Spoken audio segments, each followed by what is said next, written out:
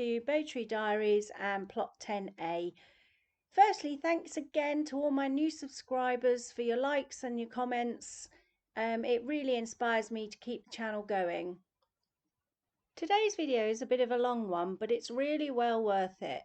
Later in the video we meet Jane and Stu, who volunteer at an allotment on behalf of the Blind Society and the Beehive group in Grantham. The first half of the video is just a quick roundup of what we've been up to on our allotment and in our garden at home. Firstly, our strawberries. Strawberries are quite resilient to being moved. These strawberries used to be in pots on our patio, and about 6 of them we planted in here a couple of years ago, and this is what we've ended up with. They've been contained within this pot, but now it's time to move them on. Strawberries are quite tough really, and here I'm just sort of pulling them out of the soil and separating the roots, trying to keep as much root ball as I can, then pulling off the dead leaves and tendrils that are just dried up, popping them into this basket just to take down the allotment where we're going to replant them. They might take a little while to pick up, but they generally do pick up really well and start spreading and covering the ground well. When they're like this as well, you can transplant them into little single pots, which I've done, and I've used them as little presents for family and friends recently. Our veg beds at home have been a bit neglected over the last year, so we're just trying to get them back into some sort of shape so we can use them again. Here we're just forking over the soil and straightening up the edges and getting it all ship-shape, ready for planting. This veg bed is really nice and sunny, so I think John's decided he wants to put his sweet corn in here this year. And of course, Eddie and Tommy are always there to help. At our house, we've got clay-based soil. You can tell this by getting a handful, as John's done here, and giving it a squeeze, and it'll make a clay ball, as opposed to what we've got down the allotment, which is more of a silty loam, probably because it's on the riverbank and it's very crumbly, a lot darker. It's always good to check what sort of soil you've got before you plant things in. I didn't realise that clay soil is not really great for things like carrots, and over the years when we've tried to grow our carrots, they have been a bit short and stubby because the clay is a bit hard for them to grow down into. So deep root vegetables don't often like really thick clay soil. Meanwhile, down at the allotment, whilst preparing the potato bed, we found we had a ground elder problem. The only way to really get rid of this invasive weed without using chemicals is to dig it out and remove the roots and runners as you go. Then it was on to dig in the trenches for the potatoes. The general rule is a spade deep and a spade wide. Okay, so these are our rocket first earlies, which we're about ready to plant now. They've been in our shed and they've been what they call chitting, which means they've started sprouting these little shoots coming out. You need a few of them, maybe 2 or 3 for each potato, and when you plant them with the chitted bit, the sprouty bit, upwards. So we're going to plant these in our trench about a foot apart and about a spade's depth is the trench. We've put the fertiliser in the trench, fish blood and bone, just to feed it a little bit, and we were not sure what was grown in this plant, in this plot before, so we don't know what crop was there last 2 years ago. There was nothing really growing last year, so it should be okay. So we're going to pop them in now. Then we're going to mound up the soil around the line of potatoes, and one of the reasons we're doing that is to increase the length of the growth of the stalk. By doing that, it encourages more growth of potatoes, like better crop hopefully, and it also protects the plant's leaves from frost as well. So that's what why we mound it up.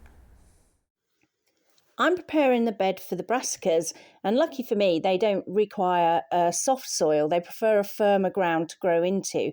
So I didn't have to fork over this plot. So I'm just raking out all the big lumps and stones. No, I haven't gone mad. I'm just doing the gardener's line dance. This is just to firm down the soil. I'm sure there's better ways to do this and less labour intensive, but it kept me busy for a while, and it just firmed off the top of the soil. And finally, we got on with the planting. We managed to plant out some broccoli, Brussels and cabbage, and we just netted them over just to provide a little bit of protection while they get established so the pigeons don't come and feast on them. Well, we've had a good day down our allotment doing a few jobs today, but earlier on today we went to visit a friend called Jane and her partner Stu at an allotment in Grantham, which they've taken on behalf of the Beehive group and the Blind Society. So we popped down there to have a chat and see what it's all about. Hi, well, welcome Jane. She's a friend of mine. Her and her partner Stu have got involved in Allotment, which is part of the Beehive group in Grantham.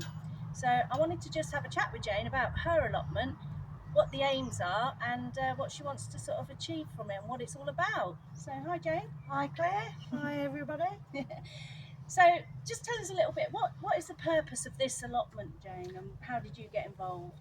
Right, well, it's a sensory garden and allotment that was donated to the Beehive mental health group and from the Blind Society. Okay, so was it the Blind Society's first? Yes, yes. And then they've just handed it over yes, to them. but I think they both use it, and we wanted to volunteer for the fact of learning how to grow veg and also making it even more advanced to what it already is like. There's lots that can be done to it. We're still learning though. We're a bit of novices. So you're not a gardener by sort of... No. Because I know, Jane, you live in a flat, don't you? Yes, and you've got your own garden, so this must be brilliant to be able to get out and get into nature a little bit. That's exactly what I should have said at first. I haven't got a garden. It's a chance for me to get out in a garden, learn about gardening, and also while I've come down here, I've brought my pack up and drink so I can have a sit down in between. Beautiful day today, isn't it? It's lovely. And I think everyone who enjoys gardening or just the outdoors, it's just so good, it's beautiful. Isn't it? You take a deep breath, get that nature inside. It's just very relaxing. Yeah. And I know when you took this on, because I saw photos of it when it first started, it was quite a mess, wasn't it? Really, it had been a bit neglected. Yeah, definitely, because there just isn't the volunteers at the moment, and it was an ideal chance. A friend of ours suggested it rather than us get our own allotment. Yeah. So you're always on a waiting list and things like that, aren't you? I did get offered an allotment, but it was really run down and it had got a load of Roundup on, so I didn't want to. Nobody wants an allotment with Roundup on, no. But this was ideal. Yeah, I think that's the thing with allotments. You, like me, I'm no expert, and the little bit of gardening. You know more than well, we've had gardens and things before, but you learn along the way and literally learn from other people. Talking to you, you've been sort of a little bit worried you're going to do the wrong thing, and I'm kind of just jumping in now and going, I don't care now. If I do it wrong, it goes wrong. What have I lost? And it's mainly not just I'm worried for me, it's because it feels like a bit of a responsibility, because it's for the mental health group as well when they have events and barbecues on. I don't want to ruin it, or I want to make it as lovely and I'm sure. as possible. You've improved it no end already. So this garden's used by the mental health group, and they do like evening barbecues and functions.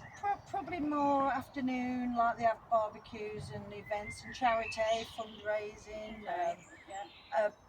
But obviously it is for mainly the sensory part is for the mental health, so they can have somewhere to come and sit, and it is like a little oasis or big oasis. It's very good.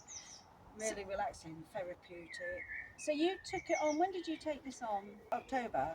So obviously going through the winter, the bad weather, haven't been able to get out much. So you've got it kind of at the beginning of the gardening season, which is really good. So what do you plan for this? Have you got any ideas, or is it kind of like I'm going to wing it and see what happens? Well, I'm going to get as much advice off you and others as I can get. Good luck with that one. can see it in colour. You can I want the visualise colour it. and the Colour, smells right, and yeah. herbs and medicinal plants that you can eat that some people might think are weeds. Yeah, yeah. Well, Which we enjoy foraging. We've done a bit Yeah. of foraging together, haven't Yeah. we? And because there'll be a talked lot of about that. people like me before I realised what was medicinal that'll be pulling them out when they can be using them for salads and Or not recognising teas. them, because Yeah. we don't always have some of these kind of historic plants like the old kitchen garden plants, the old cottage garden plants in our gardens anymore. They're not sold at B&Q and Asda No. anymore. So some of the old flowers that we wouldn't be able to get hold of that easily are ones that you could reinstate, and people might not recognise them, so they often pull them up, like you say, as weeds. Yeah. When actually we've seen a few today, haven't we? Like the chamomile, borage. People sometimes think, oh, I don't know what that flower is. It's not a tulip, so I'm going to pull it up. For the chamomile and the rose, was it rosemary? Rosemary, yeah. I didn't know what that was till today. Yeah, and we found a horehound, haven't we, today? Which I didn't know what that was. Well, I still It not still quite know stinks. what it is. It's horrible, but is it medicinal? It's very medicinal. Apparently, there's lots of good health benefits for that. So I'm going to go and me look too. that one up. But you all said you found it smelled a bit kind of chocolate. Yeah, when you rubbed I did. it. Yeah, when I rubbed it, it smelled chocolate. I could have that in a tea. So I'm going to look that up, and we'll come back to that one. Herbals. Yeah. Been doing really well, Jane. Yeah, this is one of the very first things that I planted. I had no idea whether they'd grow or anything. I just followed the packet and planted 4 rows, and 5 months later, up they come. It's really good. Yeah, and I do. Right, so yeah, this is really a community garden, isn't it? And what you were just saying to me about people who work full time, and I always think people who haven't even got a garden, which, lots of people haven't. This is somewhere they could come and just help out, can't they? Volunteer. Well, that's what I envisage with this community garden. Is most people cannot give a full-time commitment to a garden where they can come down 7 days a week. No. They've got full-time jobs where they're working 5 days. They might have kids and various outside life activities. So to come down here, if they were part of a community, they could come down here and do a couple of hours each, and it's about learning together, growing and sharing what's grown amongst the community, and it's something we could all get behind in the future. And we're going through such a situation in life now with cost of living and the prices going up, where especially with food, isn't yeah, it? people are struggling with inflation, and like some of the food's gone up two times, 3 times, and at the end of the day, this is something, if we started these communities and we had the knowledge, we could teach so many people, and think of how much money we could save just by donating a little bit of time each week. Yeah, I think as well, you say about 2 hours, it's even just like somebody who comes home from work and they just want to get outside for half an hour, just come down and do half hour's weeding. You could do 3 pots and that's it done, Like you say, the price of compost, well, if there's 20 people in the community chipping in, then it's not going to cost you an arm and a leg to maintain. Because your polytunnels are great. They were here when you got this, weren't they? Yeah. But I mean, I've just bought a polytunnel and it was about £150, and it's quite small, which is a lot of a layout, really. Yeah. Everybody's got different budgets. But how do you think you're going to raise money for this kind of garden? How is it getting money at the moment? You've had donations, haven't you? Yeah. Well, it's basically through the Beehive Blind Society. They get donations and they do fundraising events. So they do like cycling events and dressing up and fun days like raffles, family days. And all that. So it's all charity based. This charity garden, based, yeah, and it's all volunteer run. And so it's all relying on donations. And some of the, to be fair, some of the bigger corporations have actually helped fund it with donation of seed. And then you've got the planning of it, like we were chatting about having too many cooks spoil the broth. You want a plan, and that's what we're going to try and help you with a little bit, about putting together plans for what you're going to plant where, so that everybody's kind of working together. Because I think with gardens you can get a bit messy. Yeah. Personally, like, so I could come and weed something that I didn't recognise was your prized, spring onions or something. Yeah. So it's just that bit of knowledge, and that's learning together, isn't it? Well, that's why for important part of our plan as well as a community was a growing chart. So we'd have good idea. dates and times of when we could plant things and where we're going to plant it. So we know roughly, and then year on year we can rotate the beds because obviously they take nutrients out of the soil. So we can't always put potatoes in the same bed and expect the same result. Yeah. So yeah, brilliant. Oh, thanks, Stu. Thank you very much. Edit that. Right, this feature here, it's just, I love it, but it's not the prettiest thing. What we were talking about was, well, Jane can tell us a little bit about it. I mean, you inherited this, Jane. I think it's amazing. It's ugly at the minute, but you're going to make it beautiful, aren't you? Yeah. It's just some whole piping that would have normally been on the scrappy. I know. You can use and cut out and turn it into herbs or flowers. But it just shows you what you can use. And this was here. It's some. I think it's probably a water pipe or a utility pipe of some kind. And like you say, it would have just been on a landfill or something and been there forever. Obviously, this was, like you say, we inherited this, so I've yet to see it in bloom. Whatever I don't know what it is had in in it. there. Some soil in, so people they've obviously made there's soil in here. Yeah. So I'm hoping something could be planted that will just grow down. That's really pretty. Yeah. We'll have to see if there's room at the top for something. Definitely needs something growing up. Yeah. So this is a project, isn't it? And any of your viewers, if they've got any ideas, advice, brilliant. Any ideas. What else we were saying about people without any gardens, or with small patios or small balconies? Tubes and pipes are just brilliant for this sort of upright growing. Yeah, because I live in a... Well, this is really something, isn't it? I mean, this is a composting toilet that Jane and Stu have got, or the Beehive have got on their allotment.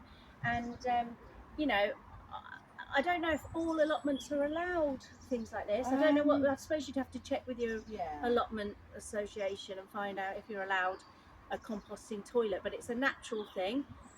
And what a great thing to have when you're down here, you get caught short. So, I mean, we'll have a look at the toilet. Yeah. And this is quite tidy to what it was. Because obviously over winter, get some spiders in there. Cobwebs and spiders galore. Very nature. It's had a clean, but it obviously needs a bit more of a clean. But yeah, you've got your mulch, sawdust. Okay, so what is that in there?